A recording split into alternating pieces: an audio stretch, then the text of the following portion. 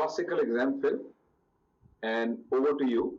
Let me guide you, because of time factor, that this is a barium meal follow-through examination. Over to you, please. Okay. The stomach looks slightly abnormal.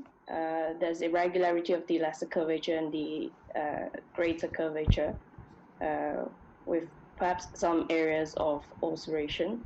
The duodenal cap looks a little bit narrowed, but then the D2 and presumably D3 segment looks okay.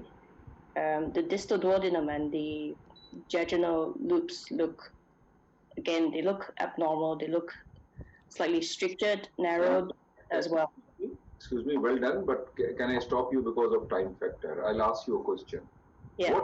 What part of bowel is this? To be honest, I'm not really sure. It could be another part of the small bowel. They look like they're communicating with the stomach, which would be concerning for a fistula. Very good, well done. Please continue. Now, if you see here where I am pointing out, where are we here? Which part of bowel is this one? That actually looks like a large bowel, so like a descending colon. Okay, so can you conclude then what's happening here? So there are skip lesions, strictures, and fistulas. My first diagnosis would be a Crohn's disease. Are you happy with the appearance of the stomach itself? No, I think the stomach looks abnormal.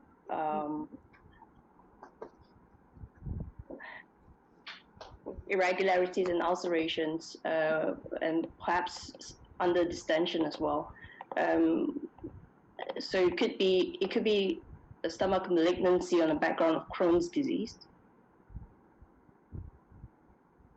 Okay, fine. Well done. This is a classical exam film where you have to ask yourself, is the contrast at the right location for the timing of that film? Now look here, what is happening? This stomach is totally abnormal. This is a linitis type of stomach. It has got, mucosal destruction here. The pitfall here is that there is a duodenal pulp. Actually, the contrast hasn't gone into rest of the duodenum. D2 is not there, D3 is not there. Actually, what happens?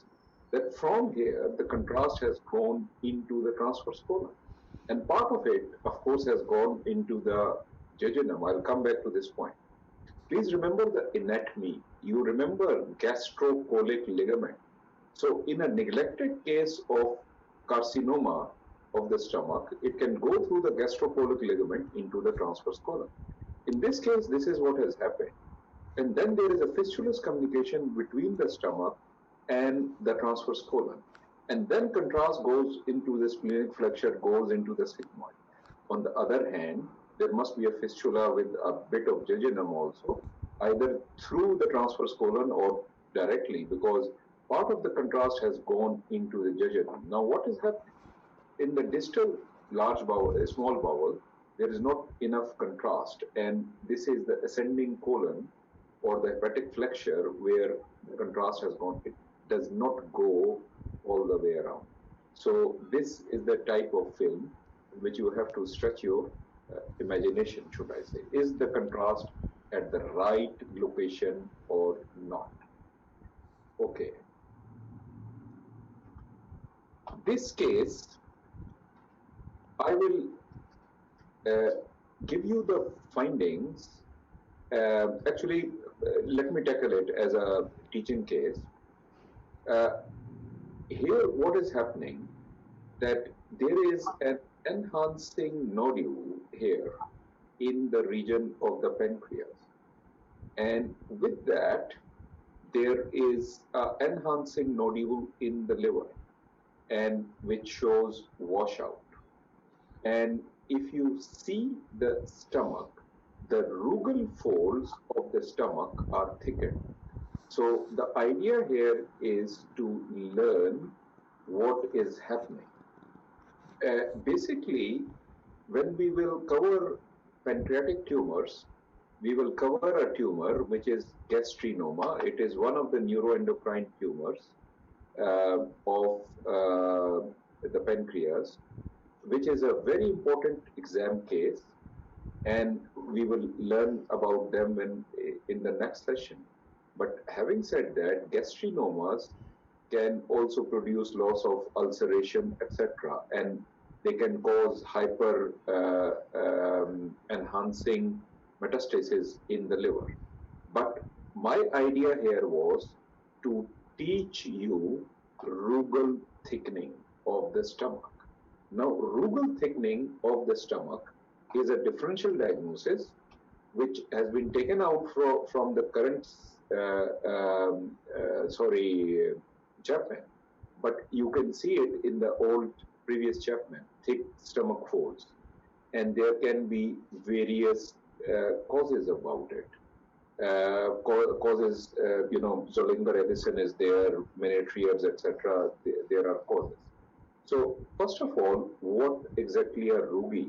We know that these are oriented, these are basically mucosal folds, and submucosa is part of it, which are oriented parallel to the long axis of the stomach, and they present, best they present is on barium like this.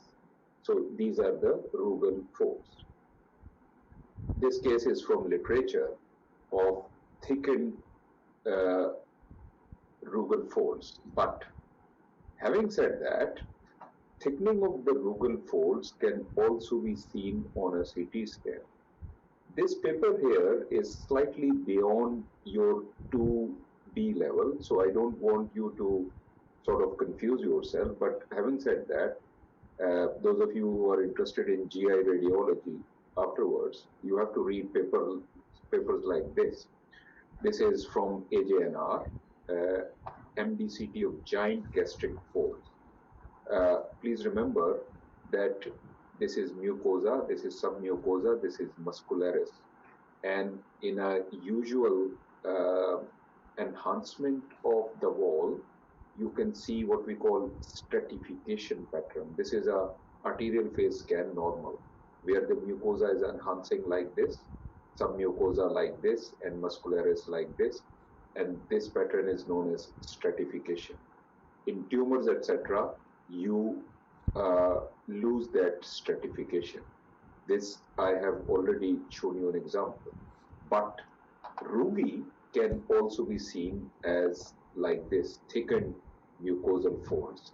And one of the description which is given in the book says, their convolutions like gyri of the brain.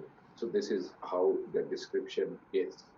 So idea here was to teach you another differential diagnosis, and that was the differential diagnosis of Rugal folds. So what I'm going to do is, this case which I have just shown you, I will show it to you again, and this time I will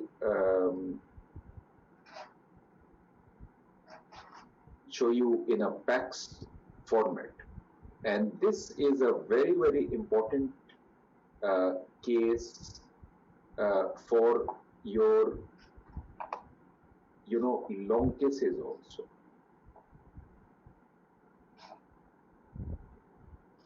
Now, candidate 9, can you see my screen as in PACS case pancreas 1?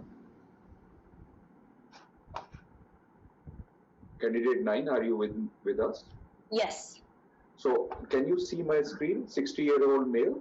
Yes. Okay, so I am going to, this is a teaching case, and I'm not going to ask you anything. This is the same case. But I want to tell you that these kinds of cases are very important for your long cases. Now, on this non-enhanced, you can see a bit of thickening of stomach. And on this arterial phase, you can see this enhancing liver lesion, and then you can see something here. If you see, this is the uncinate process of the pancreas, and you can see this enhancing nodule. And, Yes. and similarly, if you see on arterial phase, look at the stomach and look at the rugae, and they are all thickened. On this sagittal, you can see this enhancing nodule. And on portal venous phase, look at this, develop your eyes on this. You know, that brain gyriform type of appearance. And with that, you remember that lesion which was enhancing, it has shown washout. Please remember that a lesion in the liver which shows arterial phase enhancement and washout means malignant. So this is a gastrinoma causing and with hepatic metastasis and with Zollinger-Ellison because of the Rugal fold thickness. So this is a very classical exam fit. So we will come back to our original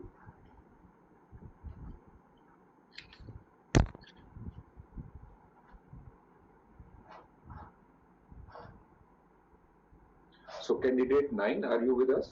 Yes. Okay, over to you. This is a very good film for the exam.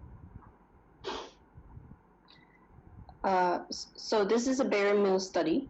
I think this has been taken in an oblique projection, possibly. There is pooling of contrast in the fundus, presumably fundus of the stomach. The orientation of the stomach is slightly abnormal, but this could be secondary to the oblique projection. The demarcation within the pooling of the contrast is slightly lobulated and irregular. Look at the shape of the stomach. Normal, abnormal. You see, this is the stomach, and then you can see contrast in the jejunum. It looks abnormal. It looks upside down, which makes me think of possibly volvulus. So let me tell you, this is a classical exam case, a story film. The film tells you a story. That is the hint. So the configuration of the stomach is abnormal. I can't identify the pylorus and the duodenal cap. There are of jejunum inferiorly, so I would correlate with any history of surgical procedures, in particular formation of gastrojejunostomy. Gastrojejunostomy. Okay, fine. Let me take over because of the time factor. Yep. Now, if you see here, there is something else. This pooling here and pooling here. By the way, before I take over, can you stretch your imagination? What will be this thing? I can show you a profile image for this also. Here you are. They are going out. These are small diverticules from the jejunum or pseudodiverticulum. If you see here, this is the stomach, and this is the site of the gastrojejunostomy, and with that there are projecting ulcers. But the key thing here is the story. What is the story? The story is that this patient has had surgery, and this is a classical exam film. You see, what happens is, please remember that peptic ulcer disease was one of the major healthcare issues of the world till 1970s, 80s, and there were so many patients who had surgeries. So common to have surgeries. Now, we have got medicines to control all of this. It has drastically changed. And if you see Tagamet and read the history of Tagamet, H2 blocker, etc. Sorry, I think beta blocker or something. Now, of course, the concepts have changed. This was the first drug which earned $1 billion for the company. Now, many patients who are still around have had surgeries around peptic ulcer disease. First thing is you have to understand what kind of surgeries can happen. First surgery is known as Billroth 1, partial gastrectomy, because they will uh, remove the antrum and then produce jejunostomy. So this is what you are looking. You are looking for antrectomy and with that jejunostomy. So this is a classical exam film where you have to tell the examiner what has happened. And this, on the other hand, over to candidate 9. Do you see the antrum here? Yeah. So is it normal or abnormal? You know, the shape, I am asking you, the question is very specific. Gastric antrum, is it abnormal? So what is happening? So this is the duodenum. And GIT, it is again post-surgical. The antrum looks a little bit smaller, perhaps reduced, I guess. So which kind of surgery has been performed? Antrectomy. Excellent. And this is known as, if you see another view here, this is known as Billroth 1. Here what happens is that they remove the antrum, but anastomosis is between rest of the stomach and the duodenum. In the previous one, there was no anastomosis. It was a blind end. And this was Billroth 2 operation. This one is Billroth 1. In the example which I have shown you, candidate 9, what is this thing? It's an outpouching from the duodenal cap. So how will you complete the story? There could be pulling of contrast secondary to an ulcer. Excellent. So this is a giant recurrent ulcer, and this patient has got Billroth 1. So Billroth 2 and Billroth 1, both are exam cases, and if you know this appearance, only then you can pick it up. Okay, this is an excellent exam film. This is your last film, but it is a very, very good film. Over to you. Because of time factor, let me tell you that if you look carefully, the posture of this is slightly different than this. There is something here, and that something has moved now. Over to you. And there is a bit of surgery also. Okay. There is surgical clips projected over the gastroesophageal junction. There is pulling of contrast in the first film on the left, which I think is an AP projection supine, predominantly in the gastric fundus.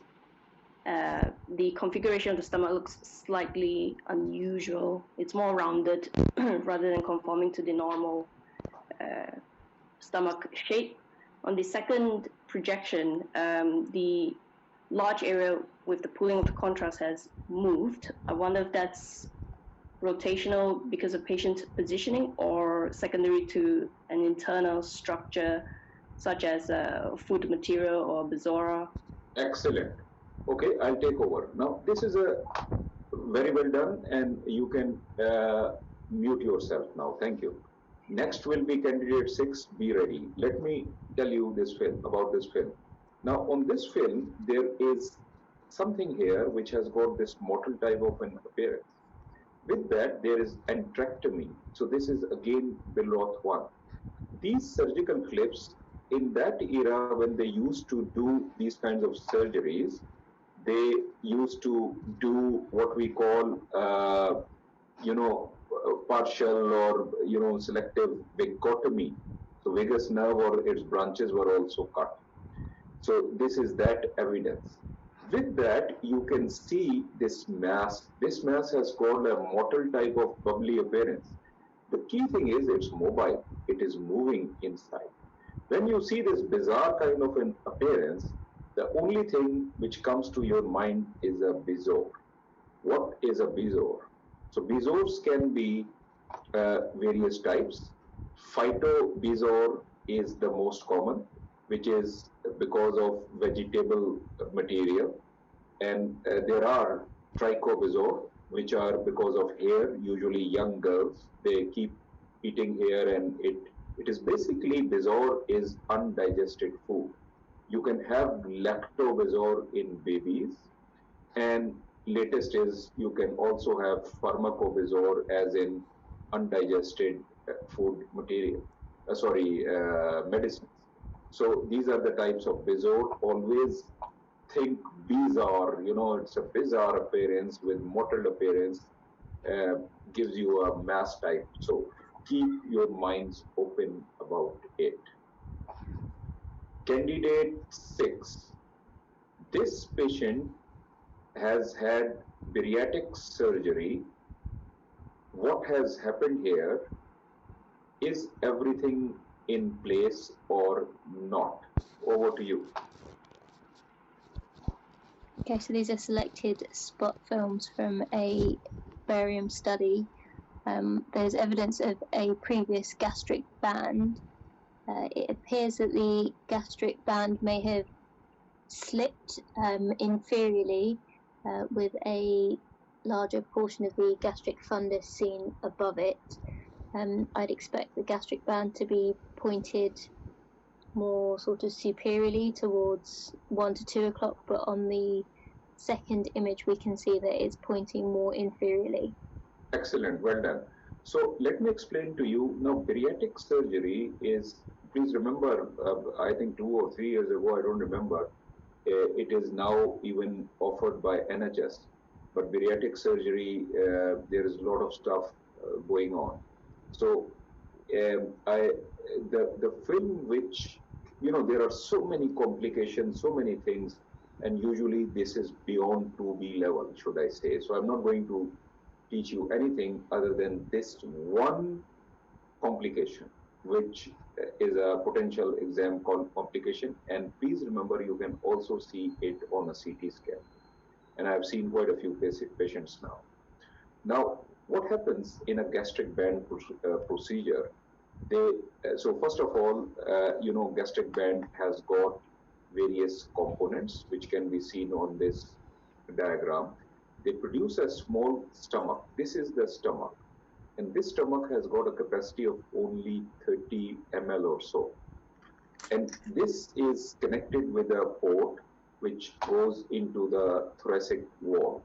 And so we can put in fluid and reduce the amount of fluid to tighten it or untighten it, etc. There are so many complications which can happen.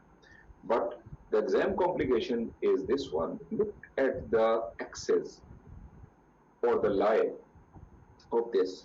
This is at about 8 o'clock to 2 o'clock, or 7 o'clock to 1 o'clock position. It should not slip down. That is known as slippage of gastric band. If it slips down, then what will happen? So look at the orientation, and please remember, they will show you on a plain film. If this orientation changes, you have to call it. I'll show you another example. So this is just to orient the gastric band, and this is the new stomach.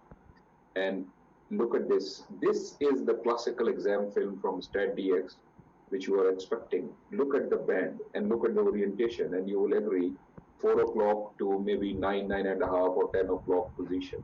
It should have been somewhere here.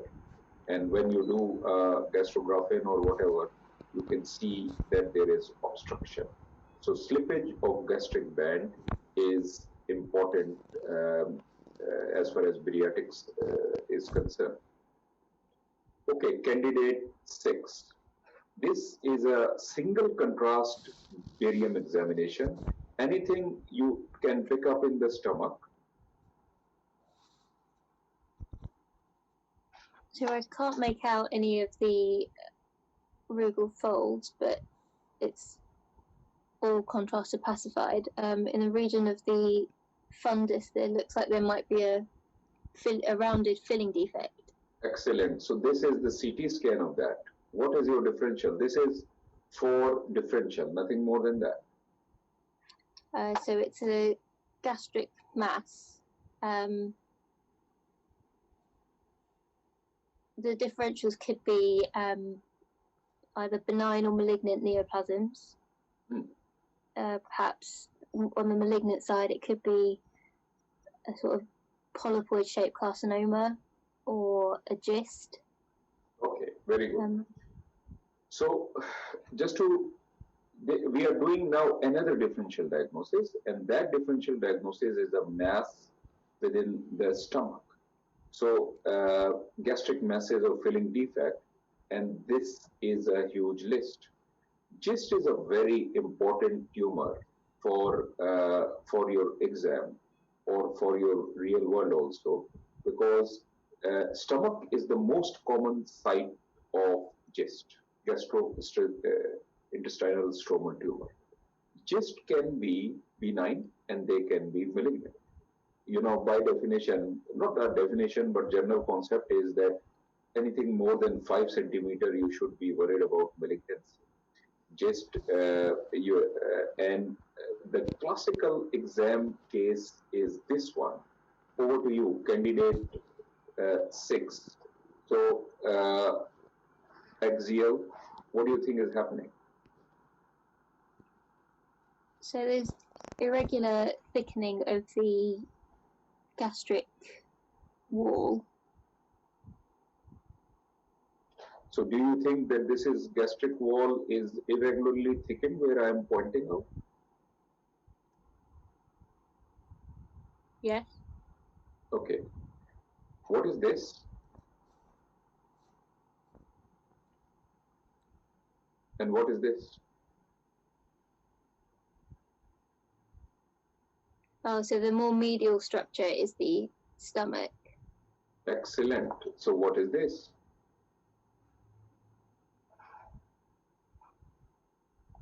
So that looks like could be a collection, a large Okay. pancreatic. So, okay, hint. It is in the same differential which you just did. That's the hint.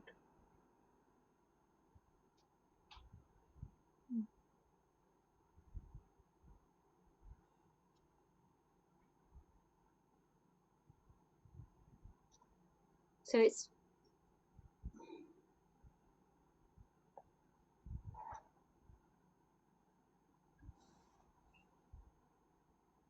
the fluid level.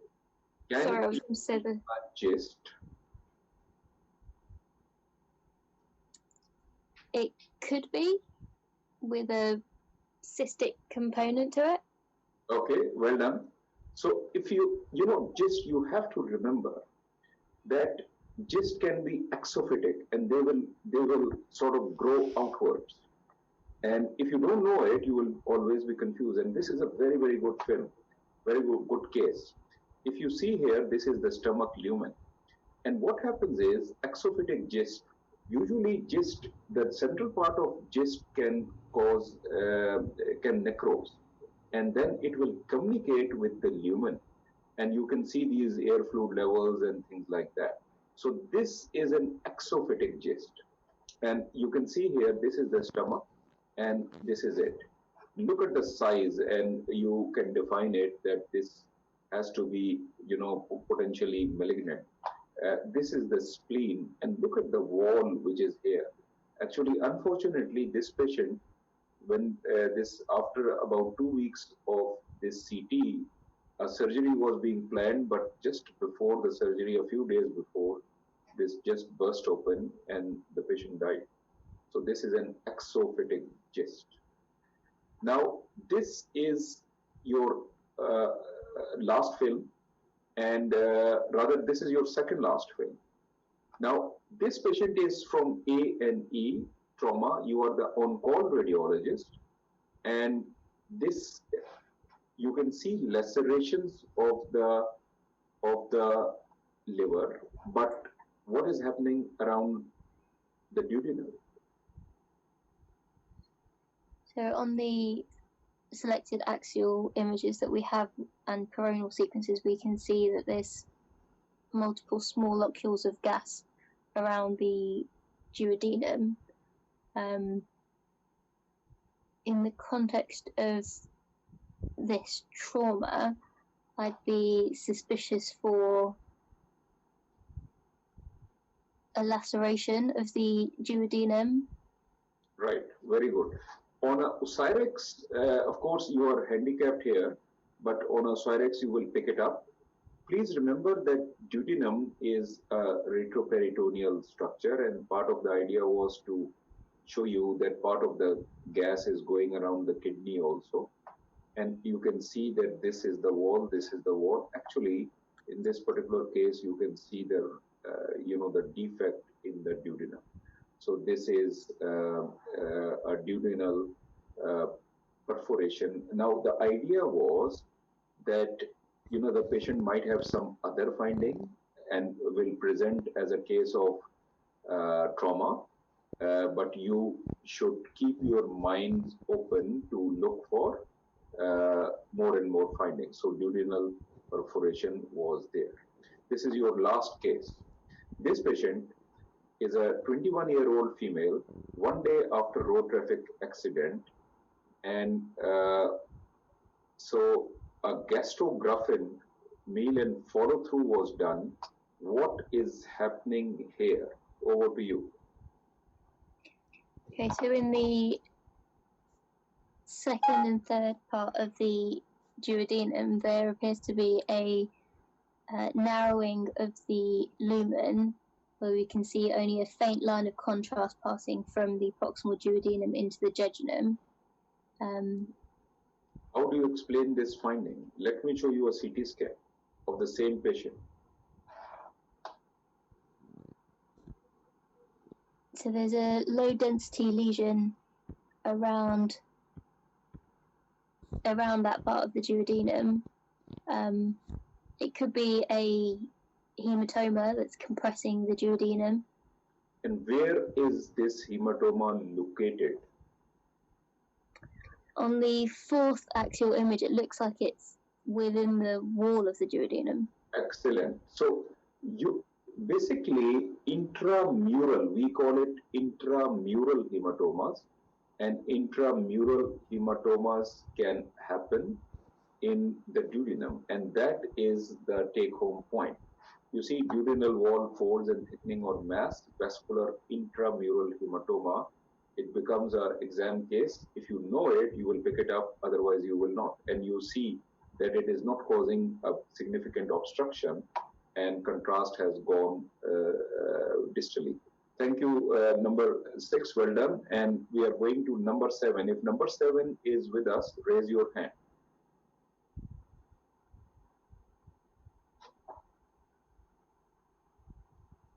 Okay, now, can you hear me, candidate 7, please? Yes, sir. Okay, if you see here, because of time factor, I am going to tell you that this is a non-enhanced phase. This is an arterial and slightly delayed. Over to you, what's happening? Acute abdomen with hematomas. Sir, I can appreciate a free density linear structure in the central abdomen, anterior to the abdominal aorta. There is, in the post-contrast images, I can see that there is some a few areas of contrast as well. And this area seems to communicate with the bowel in the upper 2 rows. So it is likely a bowel like structure with disrupted peripheral contrast areas. So you're using the, excuse me, you're using the word bowel. Can you tell me which part of bowel it is? So it is likely duodenum. It is likely duodenum. Yes, sir. Fine. Okay, so this is a classical case of leaking, or bleeding ulcer in the duodenum. where you can see on the non-enhanced, you can see this high density. Then you can see this blush of contrast means that there is active bleeding. This is a classical exam case. And in this kind of a case, then they will go into interventional radiology. What can you do and things like that, you know, embolization, etc. Okay, this question has been asked in the exam.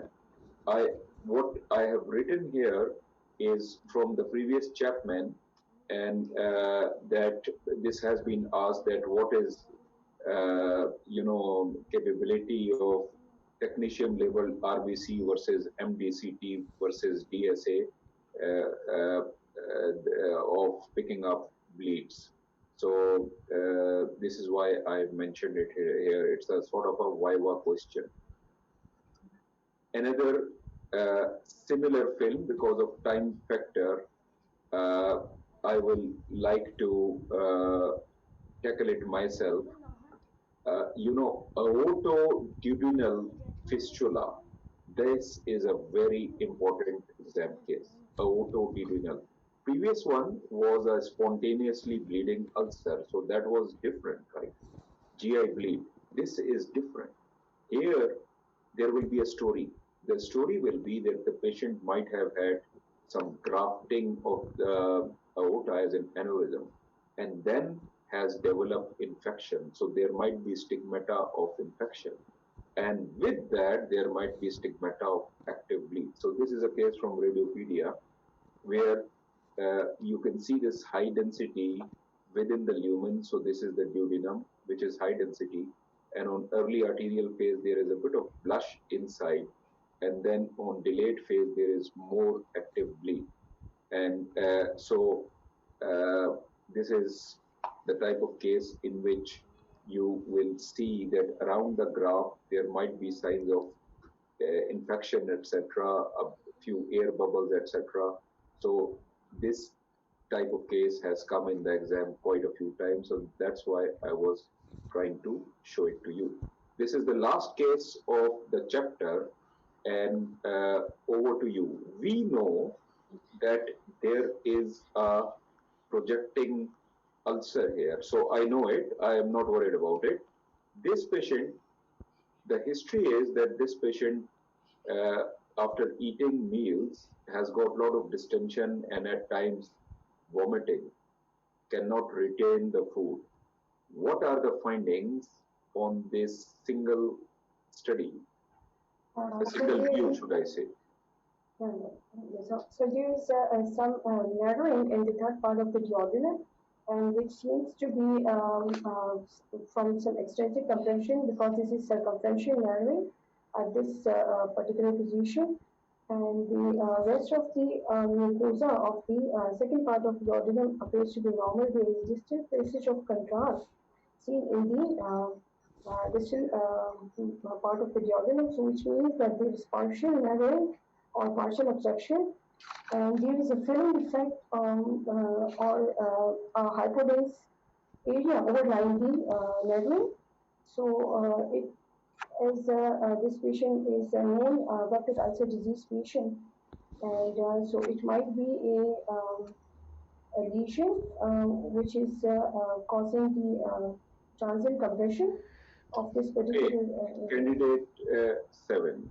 If you see here this compression you are talking about, let me give you a hint. Look at the mucosal pattern. It is absolutely normal. Number 2, there is a sort of a band-like filling defect here. Part of the contrast goes distally. Yes. There is a bit of transient, you know, dilatation also. So with this, what comes to your mind?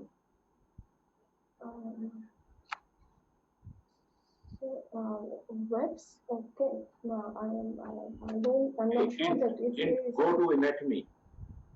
Okay. And go to vascular anatomy. Here. Compression syndrome show superior mesenteric vessels show compression. Excellent. Okay. Well done. Well done. You can mute yourself. Now,